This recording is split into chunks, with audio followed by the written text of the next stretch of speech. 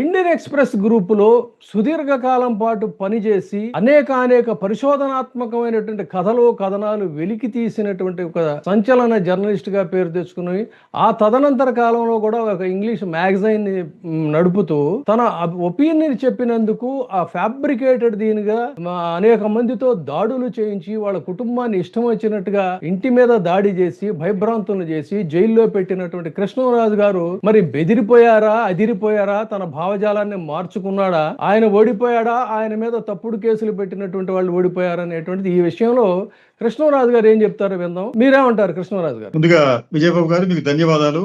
ఒక చక్కటి చర్చా కార్యక్రమానికి మీరు శ్రీకారం చుట్టారు. ఈ చర్చా కార్యక్రమం అనేది ఈ రోజున మన సమాజంలో, ముఖ్యంగా ఆంధ్రప్రదేశ్ లో మరీ ముఖ్యంగా ఈ కూటమి పాలనలో చాలా అవసరం. ఎందుకంటే ఈ కూటమి పాలకులు ఒక వ్యూహం ప్రకారం ఒకవైపు కథనాన్ని మాత్రమే ప్రజలు చూడాలి, ఒకవైపు వార్తలు మాత్రమే ప్రజలు వినాలి అనే భావనతో the other side of the coin ఏముందో ప్రజలకు తెలియకుండా చేయటానికి వాళ్ళు ఒక వర్గానికి సంబంధించిన లేకపోతే కొంతమంది జర్నలిస్టులను వారి నోరు నొక్కేయటం, వాళ్ళు కళ్ళు మూసివేయటం చేస్తున్నారు. ఇటువంటి పరిస్థితుల నేపథ్యంలో మీరు ఇటువంటి చక్కటి కార్యక్రమం నిర్వహించారు. నిజానికి ఈ రోజున మీకు ఒక మాట ఉందండి ఇంగ్లీష్ లో, అదేంటంటే journalism is not a profession or a trade, it is a crusade for truth. ఇది జర్నలిజం అంటే ఒక వ్యాపారం కాదు, లేకపోతే ఒక వృత్తి కాదు. ఇది నిజం కోసం, సత్యం కోసం, ధర్మం కోసం జరిపే ఒక ధర్మ యుద్ధం. ఈ ధర్మ యుద్ధంలో సహజంగానే విలన్లు లేకపోతే ప్రతికూల భావాలు ఉన్నవారు మొదట్లో విజయం సాధించవచ్చు, కానీ ఈ ధర్మ యుద్ధంలో అల్టిమేట్ గా గెలిచేది ఈ ధర్మం కోసం పోరాడేవారే. ఈ విషయాన్ని ఈ కూటమి పాలకులు గమనిస్తే మంచిది. రెండోది, దీనికి సంబంధించి ఈ రోజు నా ఒక అబ్జర్వేషన్ అంటే, మీకు రఘురామకృష్ణరాజు గారు ఒక ప్రెస్ మీట్ పెట్టి చాలా అనుచితమైన వ్యాఖ్యలు కొంతమంది జర్నలిస్టుల మీద చేశారు. అయితే ఇది ఫస్ట్ టైమా అంటే ఇది ఫస్ట్ టైం కాదు, గతంలో కూడా ఆయన ఇటువంటి వ్యాఖ్యలే చేశారు. సరే, ఇలా వ్యాఖ్యలు చేయటం వలన జరిగే నష్టం ఏమిటంటే, వాళ్ళ ఉద్దేశం ఏంటంటే అది కక్ష కొద్దీ ఆయన కొంతమంది వ్యక్తులను డిమోరలైజ్ చేసే ఒక వ్యూహంతో ఇటువంటి పని చేశారని చెప్పి మనం భావించాలి. ఎందుకు ఆయన కక్ష కట్టాడు వీళ్ళ మీద అంటే, వాస్తవాలు చెప్తున్నారని చెప్పి. ఏం వాస్తవాలు? అదేమిటంటే, రఘురామకృష్ణరాజు గారు బ్యాంకుల నుంచి లోన్లు తీసుకున్నారు, అది అందరికీ తెలిసిన విషయమే. సిబిఐ ఎఫ్ఐఆర్ లో చాలా స్పష్టంగా స్టోలెన్ అమౌంట్ ఫ్రమ్ బ్యాంక్స్ అని చెప్పి దాంట్లో ఒక కాలం పెట్టి, దాంట్లో సుమారుగా 750 కోట్లు ఎంతో ఈ దొంగిలించాడని చెప్పి. అంటే వాళ్ళే సిబిఐ అభియోగం ఏమిటంటే, ఈయన ఆ డబ్బుల్ని మిస్యూజ్ చేయడం కాదండి, ఆయన దొంగిలించాడు అని చెప్పి చాలా స్పష్టంగా దాంట్లో రాసిన నేపథ్యంలో ఆ విషయాన్ని మీడియా ఎక్స్పోజ్ చేస్తుంది. ఎందుకు? అది వాళ్ళ రైట్. అది మీరు గాది కింద పందికొక్కుల్లాగా ప్రజాధనాన్ని, బ్యాంకుల ధనాన్ని మీరు దాచుకొని మేసేస్తూ ఉంటుంటే దాన్ని మీరు ప్రశ్నించకూడదు అని చెప్పి ఒక వర్గం వారు భావిస్తున్నారు. మీరు ప్రశ్నిస్తే మేము మిమ్మల్ని ఈ క్యారెక్టర్ అసాసినేట్ చేస్తాం, మిమ్మల్ని బెదిరిస్తాం, మేము దాడులు చేస్తాం, మిమ్మల్ని హత్యలు చేస్తామని చెప్పి కూడా వాళ్ళు సంకేతాలు పంపుతున్నారు. ఇది ఈ మధ్య కాలంలో గత 18 నెలలుగా ఆంధ్రప్రదేశ్ లో కూటమి పాలనలో చాలా విపరీతంగా పెరిగిపోయింది. ఆంధ్రప్రదేశ్ లో సోషల్ మీడియా కార్యకర్తలు కావచ్చు, యూట్యూబ్ ఛానల్స్ నిర్వాహకులు కావచ్చు, మెయిన్ స్ట్రీమ్ మీడియా మీద కావచ్చు, జరిగినన్ని దాడులు, ఈ ప్రాంతంలో జరిగిన దాడులు దేశంలో ఎక్కడా జరగలేదు. ఇది నిజంగా ఈ కూటమి పాలకులు జాతీయ స్థాయిలో కూడా తల వంచుకొని సిగ్గుతో వాళ్ళు తమ వైఖరిని మార్చుకోవాలి. ఎందుకంటే వీళ్ళు చేసిన దాడులకి చాలా మంది జర్నలిస్టుల కుటుంబాలు కావికలమయ్యాయి. మీకు జమీన్ రైతు అని చెప్పి ఒక పత్రిక ఉంటే, వాళ్ళు వాస్తవం జమీన్ రైతు అనేది చాలా ఇంటిగ్రిటీ ఉన్న పత్రిక అండి. అది ఎప్పటి నుంచో వస్తుంది, అది మీకు స్వాతంత్ర్యం ముందు నుంచో వస్తున్న పత్రిక. అది ఆ పత్రిక మీద కూడా వీళ్ళు దాడి చేశారు అంటే వీళ్ళు ఎంత అధమ స్థాయికి దిగుతున్నారో మనం అర్థం చేసుకోవచ్చు. ఇక సాక్షి మీద అంటారా, సాక్షి లాంటి పేపర్ల మీద నిత్యం వాళ్ళు దాడులు చేస్తూనే ఉంటారు, వాళ్ళ విలేకరుని బెదిరిస్తూ ఉంటారు, వాళ్ళ కార్యాలయాలని ధ్వంసం చేస్తూనే ఉంటారు. ఎవరైనా కానీ వీళ్ళ తప్పుల్ని ప్రశ్నిస్తే వాళ్ళ మీదే ముద్ర వేస్తారంటే, మీరు అంతా కూడా ఈ వైసీపీకి సంబంధించిన పేటీఎం బ్యాచ్ అని చెప్పి ముద్ర వేస్తున్నారు. ఎవరు వేస్తున్నారండి?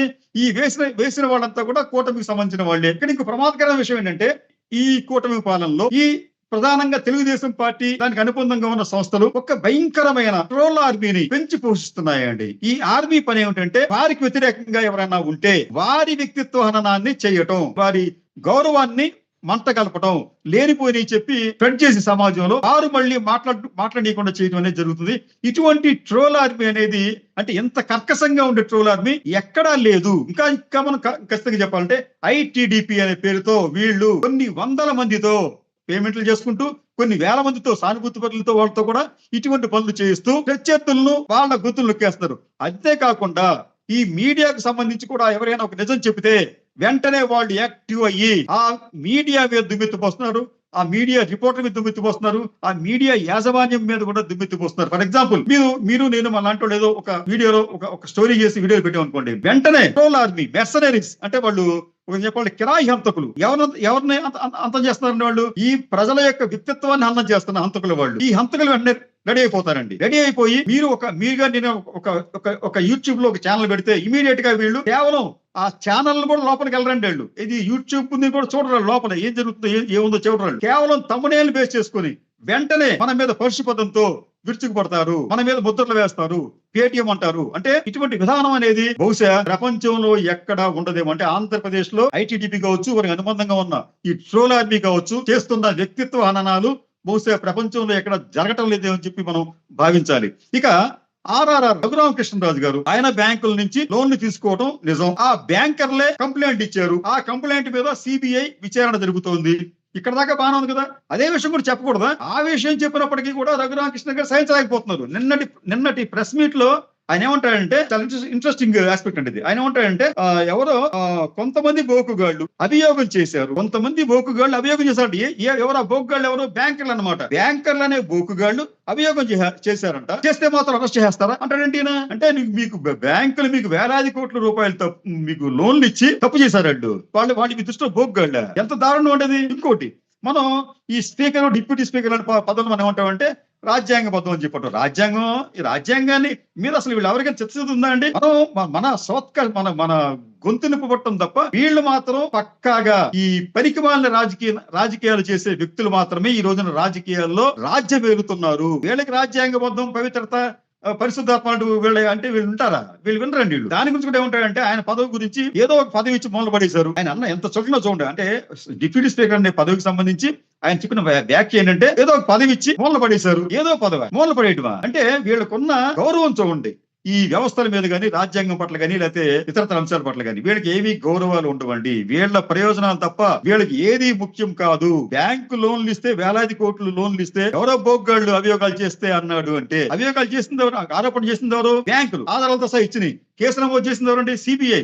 అంటే మీ దృష్టిలో బ్యాంకులు, సిబిఐ వాళ్ళు బోకుగాళ్ళు, వాళ్ళు అభియోగాలు మోపారు. మనలాంటి వాళ్ళు ఏమన్నామంటే, ఇట్లా జరిగింది కాబట్టి వాళ్ళు సత్వరమే దీన్ని విచారణ జరిపించాలి, ఆయన దగ్గర నుంచి డబ్బులు తిరిగి రాబట్టుకోవాలని చెప్తూ ఉంటుంటే దాన్ని కూడా సహించకుండా ఆయన ఇటువంటి వ్యాఖ్యలు చేయటం, ముఖ్యంగా సాయి గారి మీద అలాగే పాషా గారి మీద ఆయన చేసిన వ్యాఖ్యలు అత్యంత హేయంగా, నిజంగా చెప్పాలంటే కంపరాన్ని పుట్టించే విధంగా ఉన్నాయి. ఇది ఇప్పుడు స్థాయి ఉన్న వాళ్ళకి మనం ఆయన స్థాయి ఏమిటి, ఆయన మాటల నుంచి పంటాం. మనం అసలు స్థాయి లేని వాళ్ళు ఇటువంటి మాటలు మాట్లాడితే వాళ్ళు మనం ఏం చేయగలమండి? దీనికి సంబంధించి కూటమి పాలకులు మీడియా మీద కాలకూట విషయాన్ని చిమ్ముతున్నారు.